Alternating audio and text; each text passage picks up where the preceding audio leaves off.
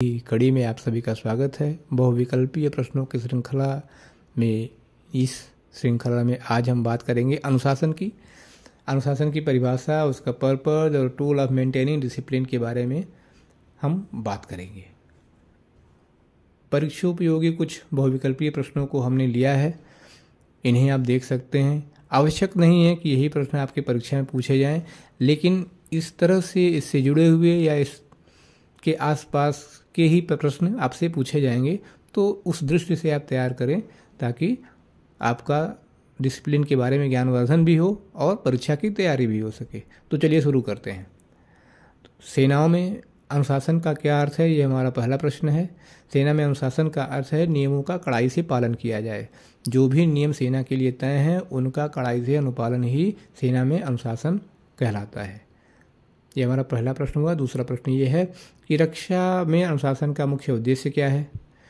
सीधी सी बात है कि जो ऑर्डर मेंटेन करना होता है सेनाओं में, अनुशासन का सबसे बड़ा उद्देश्य है सेना में ऑर्डर को मेंटेन करना। हालांकि और भी मुख्य उद्देश्य होते हैं, लेकिन एक मुख्य उद्देश्य उनमें से एक है जो कि सेना में ऑर्डर को बनाए रखना, व्यवस्था को बनाए रखना। तो इस तरह का अगर प्रश्न आता है तो उसमें आप ये विकल्प चुनिएगा। अगला प्रश्न है अनुशासन बनाए रखने के लिए साधन कौन सा उचित होता है।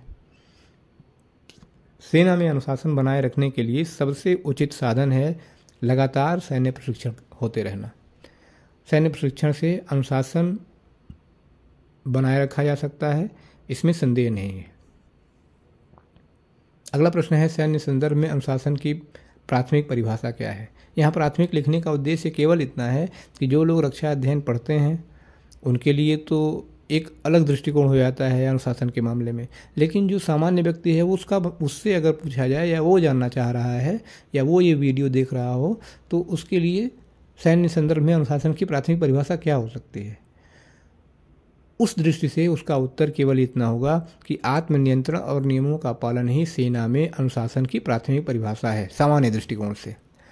अब विषय के दृष्टिकोण से रक्षा एवं स्ट्रैटेजिक अध्ययन विभाग में अगर आप देखेंगे हम अनुशासन को किस प्रकार से परिभाषित करने का प्रयास करते हैं, तो a systematic approach to maintaining order, जो हमारी सेना की व्यवस्था है उसको बनाए रखने के लिए एक प्रणालीबद्ध प्रक्रिया है अनुशासन। अगला हमारा प्रश्न क्या है, सैन्य अनुशासन क्या सुनिश्चित करता है।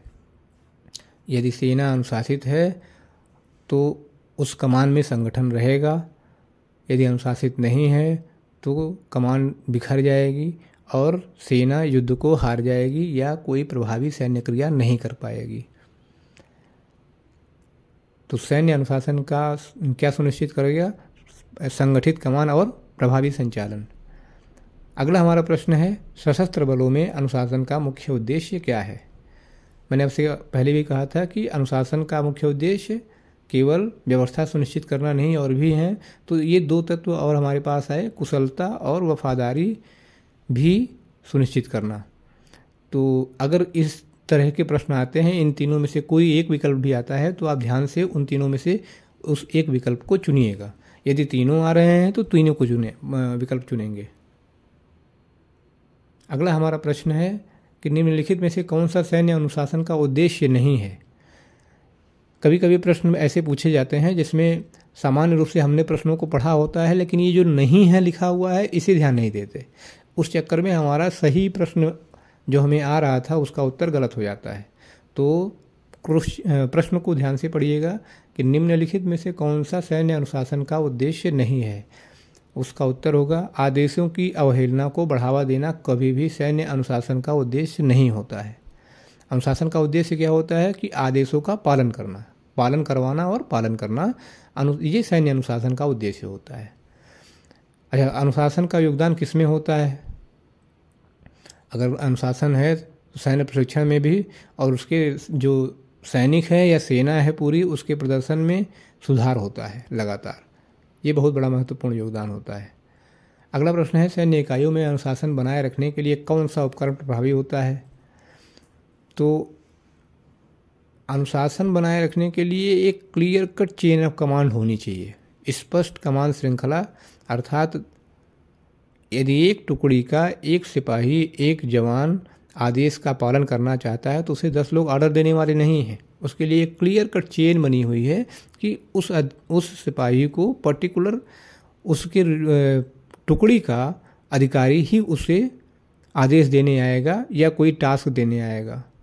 और सेना में अनुशासन बनाए रखने के लिए ये एक अति प्रभावी उपकरण है, स्पष्ट कमान श्रृंखला। अगर ये नहीं हो तो फिर आदेशों का इधर उधर बिखर जाना और फिर उनका दुरुपयोग होना या फिर उनकी अवहेलना हो जाना, ये सेना में होता रहता है। बहुत सारे देशों की सेना में ऐसा होता भी है।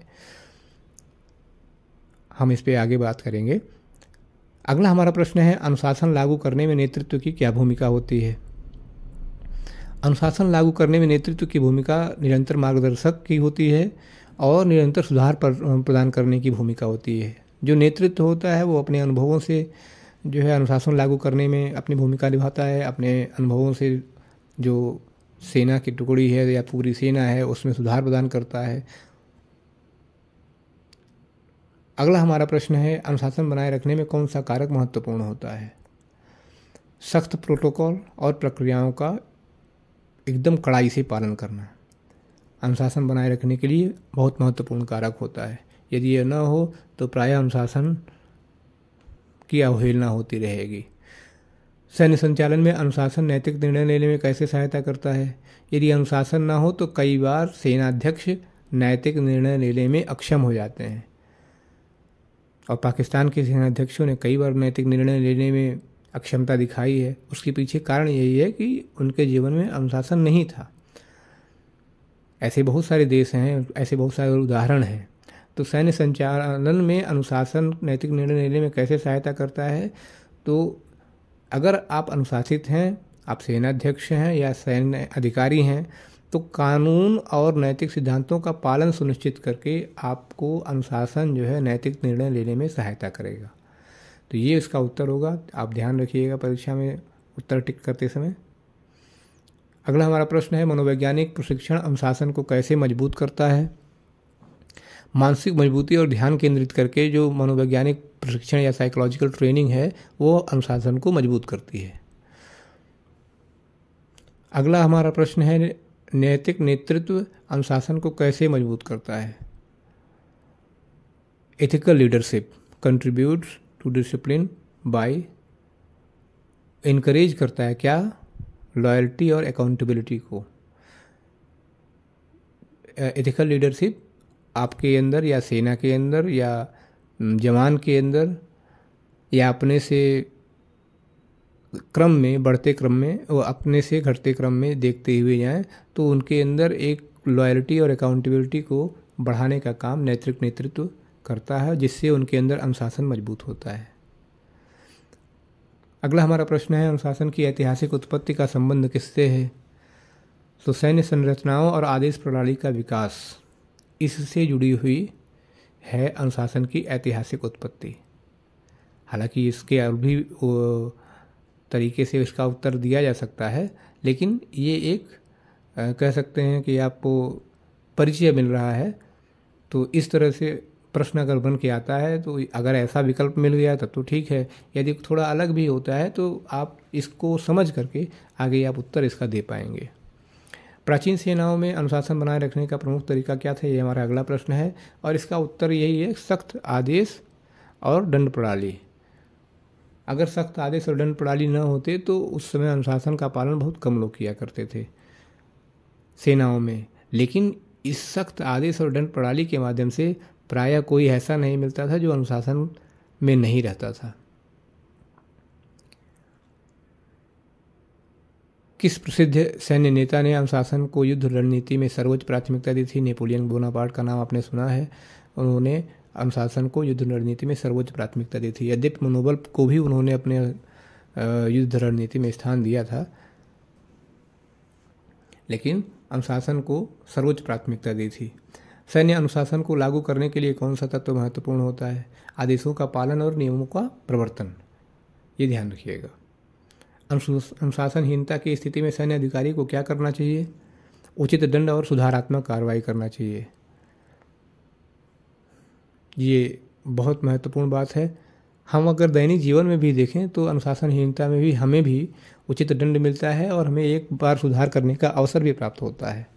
तो उसी तरह से सेना में भी होता है, सैन्य अधिकारी भी ऐसे निर्णय लेते हैं और कोर्ट मार्शल एक बड़ी विधिक प्रक्रिया है कि अनुशासनहीनता यदि हुई है तो उसको लागू किया जाए और उचित दंड करते हुए सुधार के लिए अवसर दिया जाए। सैन्य अनुशासन को बनाए रखने में सैनिकों की भूमिका क्या होती है?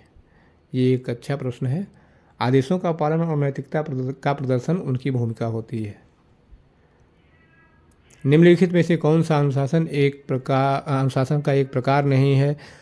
अनुशासन का एक प्रकार कभी भी ये नहीं हो सकता कि आपको स्वतंत्र निर्णय लेने की अनुमति हो। स्वतंत्र निर्णय लेने की अनुमति यदि है तो उसका मतलब ये माना जाएगा कि वहाँ पे अनुशासन नहीं है। ठीक है। अनुशासन बनाए रखने में नेतृत्व की कौन सी शैली अधिक प्रभावी होती है? तो प्रेरणादायक और रणनीतिक नेतृत्व हो, इंस्पिरेशनल एंड स्ट्रैटेजिक लीडरशिप हो, तो वो अनुशासन बनाए रखने की अच्छी शैली मानी जाती है नेतृत्व की।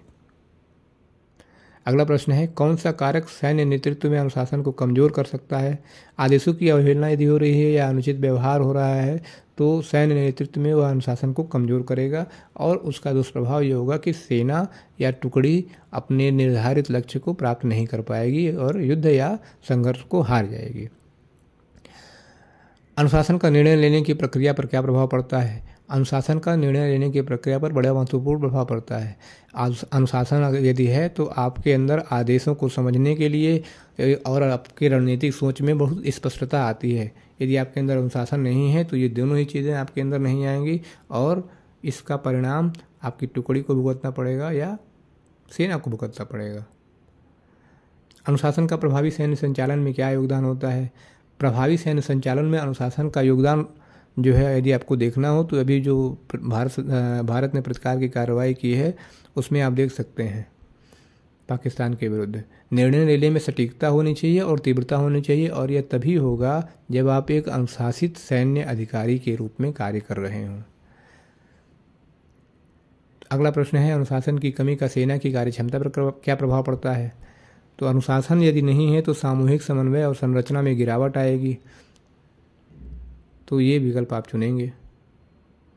अगला प्रश्न है, युद्ध प्रशिक्षण में अनुशासन क्यों आवश्यक होता है? मानसिक और शारीरिक दृढ़ता विकसित करने के लिए युद्ध प्रशिक्षण में अनुशासन आवश्यक होता है। अनुशासन हमें वास्तव में दैनिक जीवन में भी अनुशासन हमें मानसिक और शारीरिक रूप से दृढ़ करता है।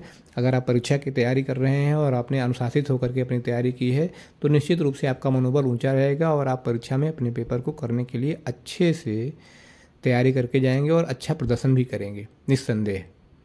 अगला प्रश्न हमारा है, अनुशासन का युद्ध क्षेत्र में सैनिकों की तत्परता पर क्या प्रभाव पड़ता है? व्यवस्थित प्रशिक्षण और त्वरित प्रतिक्रिया सुनिश्चित करता है अनुशासन सैनिकों में। अगर सैनिक अनुशासित नहीं है तो उसकी तत्परता जो बहुत प्रभावित होगी और त्वरित प्रक्रिया वो नहीं दे पाएगा, व्यवस्थित उसका प्रशिक्षण भी नहीं होगा। इसलिए अनुशासन का विशेष महत्व होता है। अनुशासन को मजबूत करने के लिए कौन सा दृष्टिकोण सबसे प्रभावी है?